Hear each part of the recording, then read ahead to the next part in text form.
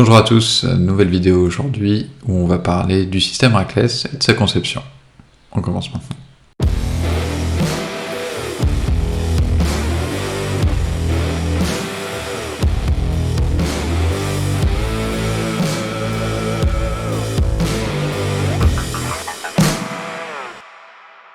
Donc là, ce qu'on voit à l'écran, donc c'est sur la droite là, le système d'attache rapide actuel qui équipe tous nos motobags et donc qui est destiné à se monter sur les porte-bagages, donc que ce soit sur les GS ou sur d'autres motos. Là, l'idée, c'est de proposer également un système d'attache rapide pour se monter sur les motos qui n'ont pas de porte-bagages. Donc là, on va commencer d'abord avec les BM, donc là à gauche, on a une 1250 GS, donc pas une GS Adventure, donc qui n'a pas le porte-bagages d'origine qui est en option. Alors qu'on a sur la droite une GS Adventure avec le porte-bagages BMW sur lequel bien sûr le système actuel se monte.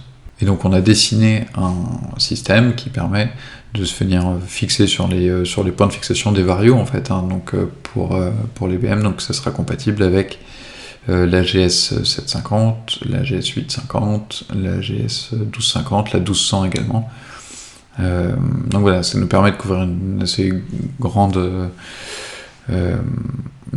gamme avec un seul produit. Donc c'est ce produit-là qu'on est en train de développer, et comme ça permet d'avoir accès sans porte-bagages à de la bagagerie semi-rigide, qui n'est pas le cas jusque-là. Donc là, ce qu'on voit, c'est le premier prototype qui a été fait.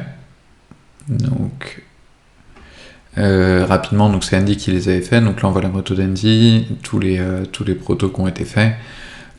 Donc là, un proto pas en noir pour donner une idée un petit peu d'un point de vue visuel ce que ça donnerait, parce que là, c'était vraiment des prototypes fonctionnels, donc qui n'avaient pas vocation à être jolis particulièrement. C'était vraiment pour voir si le système marchait, la structure marchait en termes de résistance. Donc on a fait ces premiers protos-là, on les a testés, on va voir un petit peu après exactement quels tests on a fait et comment ça s'est passé, quelles sont les informations qu'on en a tirées. Donc là on le voit en place sur la moto. Alors première chose qu'on observe, donc on était un petit peu large, on était 3 cm trop large par rapport aux valises sur notre système actuel, et voilà, donc un petit peu plus large que le guidon. Donc là on est en train de réduire sur la phase V2, donc je vais vous montrer juste après le V2, la version 2 exactement, où on en est, qu'est-ce qu'on a fait dessus. Donc voilà, on a rétréci un petit peu pour être moins large que le guidon. Ça, ensuite, on a une proximité avec le clignotant, alors pareil, chose qu'on a réglée, et ensuite, voilà, tout un tas de petites modifications. Par contre, en termes d'utilisation, vraiment convaincu, très rapide à installer, très rapide à enlever. La plaque qui soutient le bagage, on est passé sur une plaque en polyéthylène haute densité, donc avec un plastique qui permet une très forte déformation et de revenir en place. Donc non, on va voir juste après les tests qu'on a fait avec la moto d'Andy en la jetant par terre, pour voir justement comment ça résistait. Donc là on voit les tests qu'on a fait sur la moto d'Andy. Donc voilà, de la jetée, des chutes à l'arrêt, des chutes avec un peu d'élan, voilà, tout un tas de petites chutes de manière assez répétitive pour avoir une première idée de la résistance du système, de qu'est-ce qui prend les chocs, comment ça se passe, qu'est-ce qu'on casse, parce que voilà, nous ce qu'on veut savoir c'est vraiment où est-ce que ça va casser, qu'est-ce qui va casser, pour que nous derrière on puisse soit renforcer ce qui casse, ou alors qu'on déplace pour casser autre chose, pour casser des pièces qu'on peut remplacer après, que vous puissiez remplacer, que vous puissiez vous fournir directement, que nous on vous fournisse les pièces de rechange. Et donc ce qu'on a pu voir de ces essais-là, donc en termes de proximité, donc là on voit, donc comme je vous disais tout à l'heure, on a une plaque en polyéthylène haute densité, donc qui est très flexible, donc ça prend énormément de flexion. Là on le voit, elle est complètement tordue, mais elle va revenir en place directement comme elle était, sans aucune déformation. Par contre, on voit on a une petite proximité là avec l'échappement, donc il faut qu'on fasse attention à pas aller beaucoup plus proche. Les pieds de fixation, donc le troisième point d'attache là-bas, on voit qu'on a une casse ici, donc ce qui est complètement normal. Hein. D'ailleurs, ça on ne l'a pas observé sur la moto d'Andy, c'est sur la moto de Fred qui a fait les tests également, donc là une casse à ce niveau-là. Donc voilà, cette pièce-là, c'est normal parce qu'elle est imprimée en 3D, c'est déjà étonnant que ça ait tenu aussi longtemps, parce qu'une pièce imprimée en 3D est beaucoup moins résistante qu'une pièce injectée en plastique. Et en plus de ça, c'est une pièce qui sera destinée à être surmoulée, c'est-à-dire qu'on aura une plaque d'acier qui sera surmoulée en plastique pour fournir encore plus de rigidité. C'est déjà ce qui est fait sur les quick release, sur les petits crochets qu'il y a en bas par exemple pour venir se fixer sur le porte-bagages. Là on a une plaque en acier qui est surmoulée pour être sûr vraiment que ça casse jamais, quoi. Donc on voit aussi les points, voilà, un peu les efforts, comment ils sont transmis. Là ça vous donne une idée un peu de la flexion de la plaque qu'on a. Donc et c'est exactement ce qu'on veut, c'est exactement le même principe que les sacs semi-rigides. C'est que si on a de la souplesse dans le système, ça permet d'éviter les concentrations de contraintes et ça permet d'éviter les casses. Donc si vous avez une valise en alu sur ce système-là, vous posez par terre, directement vous allez plier la valise, vous allez plier tout le système, vous allez transmettre les efforts dans la boucle arrière, et voilà. Donc là c'est vraiment, on va juste pousse le semi-rigide jusqu'au bout, avec même dans la structure d'attache de se rajouter ce côté semi-rigide là. Donc là on voit la proximité avec le clignotant, donc ça c'est sur la moto de Fred, donc c'est la seule moto sur laquelle on l'a vu, mais ouais, avec des clignotants qui sont un petit peu plus proches et avec une proximité. Donc du coup il faut qu'on résoudre ça. Donc voilà. On a réduit, donc il fallait qu'on gagne à peu près 15-20 mm pour être tranquille, donc c'est ce qu'on a fait. Voilà, il y avait pas mal de remarques comme quoi le système était un peu encombrant, pas forcément, qu'il était gros. Alors, en plus de ça, il était en couleur alu, moi quand je vous l'ai présenté, donc ce qui le fait ressortir encore plus. C'est beaucoup moins visible quand même quand il est pas en noir. Donc là on l'a beaucoup réduit, en largeur, hein. Donc on va le voir après. Donc là, justement la structure en gris là qu'on voit, c'est la version 1, et la version qu'on a en bleu, c'est la V2. Donc là on voit on a gagné quasiment un peu plus de 20 mm. Un peu plus de 20 mm, l'angle a changé un tout petit peu, on le voit pas forcément ici, là maintenant on est vraiment dans les tout petits détails, donc l'angle qui a changé un petit peu ici, et puis on a gagné 2 cm je crois ici, en largeur, et on aura 4 cm de l'autre côté à droite. Alors ensuite, donc je vous en ai parlé rapidement l'autre fois, moi je suis parti faire des tests pour ces prototypes-là avec Tom Barrer, donc je sais pas si vous le connaissez tous ou pas, mais je pense, hein, mais sinon je vous invite vraiment à aller regarder sa chaîne YouTube. Donc il roule super fort, et globalement il casse tout ce qu'on lui donne, donc du coup ça nous permet de faire des tests de vieillissement, des tests de solidité, tout un tas de tests. Vraiment on lui donne le matos, et si ça tient, on sait que ça tiendra pour chacun d'entre vous. Là on a fait les tests. J'ai toutes les images, je les ai pas encore montées, et puis il faudra qu'on teste aussi la V2 avec Tom, pour qu'il puisse monter lui vraiment une jolie vidéo là-dessus. Mais voilà, on a fait des chutes, on a fait de la montée dans des cailloux, on a fait passer des marches, et le plus contraignant aussi d'un point de vue structure pour le système, c'est quand on vient taper un arbre. Donc là je vais vous mettre une vidéo rapidement de globalement qu'est-ce qu'on fait. Donc là ce qu'on vient faire, c'est que Tom va venir approcher la moto, il la met, il se rapproche vraiment de l'arbre pour se mettre le sac vraiment pile en face de l'arbre, et ensuite il remet un coup de gaz, et globalement ce qu'on va faire, c'est qu'on va essayer de venir arracher le sac contre un arbre. Donc c'est pas fait pour, hein. On vous dit pas qu'il faut essayer d'arracher vos sacs contre les arbres, mais voilà, c'est le genre de test qu'on fait pour pour voir jusqu'où vont tenir les systèmes de fixation, jusqu'où vont tenir les sacs. Donc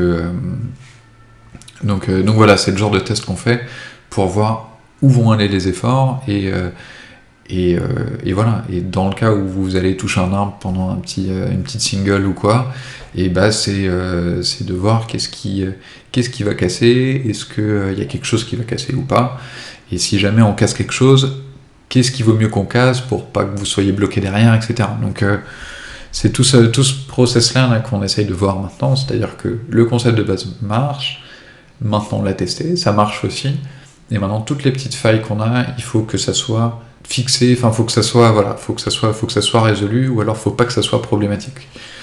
Pas problématique pour vous après, pour continuer votre trip, etc. Donc voilà, et là on voit par exemple les résultats du système quand Tom a touché l'arbre avec. Donc la vidéo qu'on a vue de l'arbre, c'était avec le système actuel. Donc le système actuel, lui, il reste en place. Il reste en place parce que le système est voulu comme ça. Et donc du coup ça va être la plaque qui elle va prendre les efforts et le sac. Et dans le cas du système raclage, donc sans porte-bagages, on a moins de points d'accroche, on est fixé directement sur la boucle arrière de la moto. Donc là ce qu'on va vouloir, contrairement avec le système actuel, où on peut transmettre de l'effort dans le porte-bagages, et où c'est le porte-bagages qui va prendre les éventuelles déformations, là nous on va justement essayer de pas transmettre trop d'efforts dans la boucle arrière de la moto pour pas venir la vriller ou quoi. Donc là, ce qu'on va essayer de faire, c'est justement que le sac, quand on va venir toucher l'arbre, il vienne se décrocher et qu'il tombe au sol après et puis que vous puissiez le remonter. Donc c'est exactement ce qui s'est passé. Donc c'est très bien. Vraiment, c'est la cinématique qu'on voulait pour limiter les casses sur la moto. Donc après c'est pareil, hein, je vous le redis, c'est pas fait pour taper des arbres, mais voilà, dans le cas où ça arriverait, on aura la valise qui sort et on évite d'endommager la moto. Donc là, alors par contre, après ce qu'on a vu, c'est en termes d'effort comment ça se transmettait. Donc on avait pas mal de torsions. Cette torsion venait se transmettre directement, venait bloquer la poignée. Voilà, c'est ces plaques-là, on voit il y a eu un petit peu de torsion, et ça venait bloquer le système de verrouillage, d'ouverture et de fermeture. Donc voilà, donc là maintenant on a trouvé la solution pour résoudre ça. Juste en fait venir bloquer la dispersion des efforts pour isoler en fait cette poignée là et pas avoir de déformation, et qu'après on puisse toujours ouvrir, fermer, et voilà. Et on voit également un petit peu mieux ici par rapport au pied inférieur, donc qui était cassé tout à l'heure, imprimé en 3D. Là on voit ici qu'on a de la porosité, hein, c'est plein de petites couches de plastique qui s'empilent, qui font des triangles, etc. Mais où du coup c'est vide à l'intérieur. Donc c'est pas très solide, mais ça tient quand même déjà pas mal. Donc voilà, là on voit on a eu cette partie-là on a eu un peu de frottement ici, et puis cette partie-là qui s'est cassée. Donc du coup il faut qu'on résout tous ces petits problèmes. Donc ensuite vous avez été nombreux à nous demander de mettre un coffre, de mettre un petit peu de rangement dedans. Donc on a essayé, on a regardé un petit peu pour faire ça, c'est possible. Alors par contre, les problèmes c'est qu'en termes de place, on est très très limité. Là vous voyez par transparence le volume qu'il y a ici. Donc on est sur une forme qui est un petit peu bizarre et qui est au final très très étroite, donc qui n'a pas forcément beaucoup de capacité de rangement. Et du coup ça demande derrière beaucoup de modifications en fait sur le produit et de composants en plus, parce que c'est-à-dire qu'il faut qu'on rajoute des serrures, il faut qu'on rajoute des charnières, etc. Et pas forcément derrière avec un grand intérêt, parce que le problème c'est qu'on peut pas avoir de caisse étanche ici en fait. On peut pas vraiment isoler contre la poussière, contre l'eau, contre la boue, et donc du coup ce que vous allez mettre là-dedans, en plus on est au-dessus des roues, donc ça va être très sale et mouillé tout de suite. Donc voilà, assez peu d'intérêt. Donc pour l'instant, en tout cas, on le met de côté pour que nous on puisse continuer à avancer. Donc là, pour l'instant, en tout cas, à l'heure d'aujourd'hui, on part sur un système fixe, donc sans rangement dedans. Et ce qu'on fera éventuellement, c'est que, alors on le verra mieux ici, c'est qu'on va prévoir de la place ici pour qu'on puisse mettre une boîte à outils. Une boîte à outils séparée qui viennent se monter là, ou alors venir monter soit un toolbag, soit un mini bag, et venir le fixer ici. Donc ça sera par contre côté gauche, parce que côté droit on a l'échappement et donc ça sera pas possible. Là on voit ici donc une plaque, donc les plaques actuelles en aluminium qui équipent nos motobags sur le système d'attache rapide. Donc là on voit en cas de... Donc ça c'est une belle chute, hein, celle-ci. Donc on voit qu'en cas de chute, en fait, bah voilà, ça va être la plaque qui vient prendre ces efforts-là. Et donc on va les remplacer par des plaques qui ont à peu près la même forme, mais en polyéthylène haute densité pour avoir vraiment de la flexibilité, que ça revienne en place. Là, l'arbre, quand on frappait l'arbre avec le système actuel, avec une plaque en aluminium, au bout de 3-4 coups, on avait la plaque qui était comme ça. Après, il suffit de monter dessus en fait et de la tasser pour la remettre à peu près plate, et puis ça se remet en place assez bien. Mais avec la plaque en polyéthylène qu'on a essayé avec le système de quick release, c'est vraiment, on l'a frappé 5-6 fois et en fait ça va juste, ça store encore plus, mais ça revient directement après en place. Et donc du coup c'est non, très bonne solution. On a encore pas mal de choses à voir dessus en termes de fabrication. Parce que voilà, sur de la découpe laser, on a de la finition une finition qui est pas terrible. Donc voilà, il faut qu'on voit comment on la travaille et puis ensuite qu'on implémente ça. Et puis ça sera par contre directement en place sur le système sans porte-package. Alors du coup, toutes ces phases de mise au point, que ce soit faire des essais, faire des prototypes, récupérer les résultats, faire les mises à jour, etc., ça demande énormément de temps. Donc là, on est dans une phase qui s'appelle DFX, Design for Excellence. C'est vraiment ce qui va nous permettre d'atteindre la meilleure qualité produit. Donc pour vous derrière, pour que ça soit la meilleure chose possible. Donc ça comprend pas mal de choses et pas mal de choses qui prennent énormément de temps et que vous voyez pas en fait, et sur lequel vous vous rendez pas forcément compte du travail qu'il y a derrière. Et donc là, rapidement, on voulait aborder avec vous donc tout le processus en fait pour concevoir ces pièces-là. Donc là, c'est que des termes en anglais, mais en français. Donc ça représente toutes les étapes, toutes les étapes de conception qu'il faut prendre en compte. Donc la première, c'est la conception pour la fabrication, c'est-à-dire que on a et il faut qu'on prenne en compte le procédé de fabrication, les angles de dépouille. Je vais vous montrer un exemple juste après, ça vous paraîtra beaucoup plus clair, mais entre le produit fonctionnel qu'on a à la base, c'est-à-dire par exemple j'ai besoin d'une biellette qui fait 100 mm avec deux trous dedans, et derrière c'est une pièce qui est injectée, donc du coup il me faut des angles de dépouille, je vais le faire avec tant d'empreintes, donc voilà, mes sens de démoulage ils seront comme ça, etc.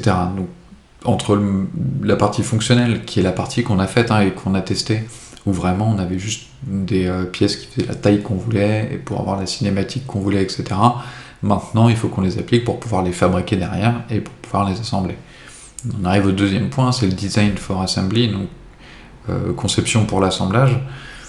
La première version qu'on a faite, donc qui marchait très bien, mais par contre on s'en est rendu compte au moment où on fabriquait les prototypes, c'est que c'était extrêmement long à assembler. On a des écrous dans tous les sens, etc. On avait beaucoup de pièces, et plus on a d'étapes d'assemblage, plus derrière ça veut dire qu'il y a une possibilité d'erreur au moment de cet assemblage-là. Et donc du coup, il y a tout un tas de méthodes, des poka-yoke, c'est des systèmes anti-erreur pour que derrière on se retire en fait tout le facteur humain de l'assemblage, pour que on puisse pas le monter à l'envers, tout simplement, et donc on se retrouve pas avec quand on vous livre avec un système qui marche pas, ou avec des écrous qui sont au fond du système, enfin voilà. Donc il y a toute cette partie-là, et donc voilà, qui se rassemble dans cela. Donc c'est la conception pour la fabrication et l'assemblage. Ensuite, on a la partie fiabilité. Donc la fiabilité, est-ce que ça va casser, est-ce que ça va pas casser, où est-ce que ça va casser, comment ça va casser. Conception pour la qualité, et ben là c'est pareil, c'est-à-dire qu'on va prendre en compte tous nos procédés de fabrication, tous nos procédés d'assemblage, qu'est-ce qui peut mal se passer, c'est quoi nos tolérances de fabrication, c'est quoi nos tolérances de coupe de serrage, c'est quoi, voilà, toutes ces choses-là, et on va mettre tout ça ensemble pour voir à la fin, et ben voilà, si on a telle tolérance qui est trop petite, celle-ci qui est trop grande, etc. Et ben on va avoir à la fin une pièce qui se monte pas, ou alors un système qui est trop serré, qui est pas agréable à utiliser. Et donc du coup, il faut qu'on prenne tout ça en compte pour derrière fournir le meilleur produit, et surtout qu'on commence à avoir des volumes qui sont un petit peu importants. Donc c'est de pouvoir fournir un produit de qualité à tout le monde. Parce que voilà, on veut pas que ça soit bon une fois sur deux ou une fois sur trois. C'est 100%, il faut que le système marche complètement. Donc voilà, c'est des étapes qui se voient pas, mais qui prennent beaucoup de temps. Pareil, la conception pour la maintenance, eh bien il faut que derrière, en cas de, par exemple, si vous tapez un arbre ou que vous faites vraiment une très grosse chute, ou peu importe, et qu'il y a une casse sur votre valise, nous derrière, il faut qu'on puisse vous proposer des pièces de rechange. C'est pour ça qu'il faut qu'on le conçoive de manière à ce que quand il y a des choses qui cassent, on sait ce qui va casser, et c'est des choses que vous pourrez changer derrière facilement. Donc voilà, et vous n'aurez pas à jeter complètement votre produit à la première casse.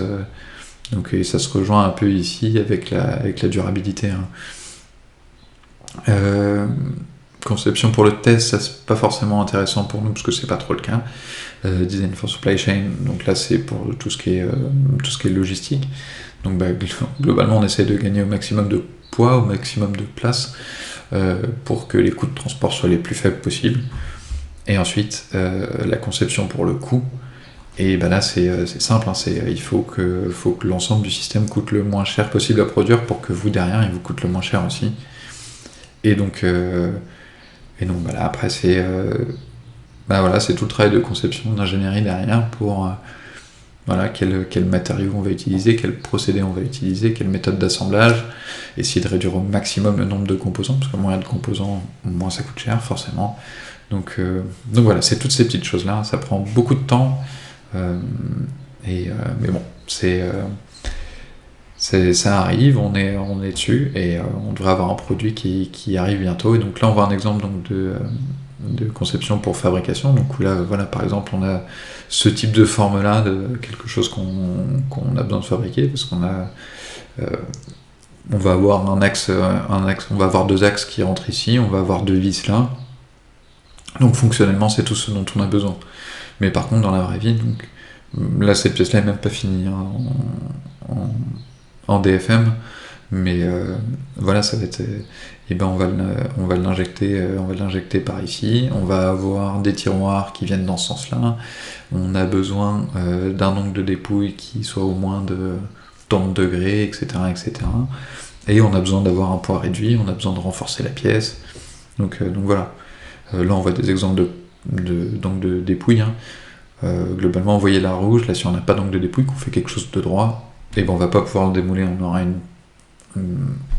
va avoir de l'air qui va venir se coincer ici et qui va en fait bloquer complètement qui va nous empêcher de sortir la pièce. Donc c'est pour ça qu'on a toujours des angles de dépouille sur les pièces en plastique. Vous verrez, si vous prenez n'importe quelle pièce en plastique, vous verrez un plan de joint, une petite marque de joint tout autour de la pièce, et si vous la regardez perpendiculaire, enfin dans l'axe perpendiculaire à ce plan de joint là, vous verrez, vous avez toujours un angle, parce que sinon juste vous pouvez pas la démouler.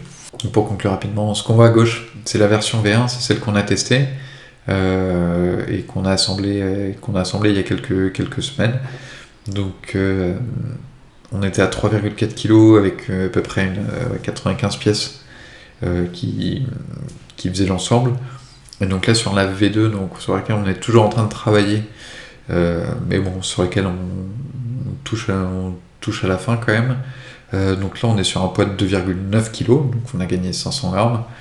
Et en nombre de pièces, on est passé à 53, donc qui est voilà, 40 et quelques pourcents en moins sur le nombre de pièces et 15% en masse.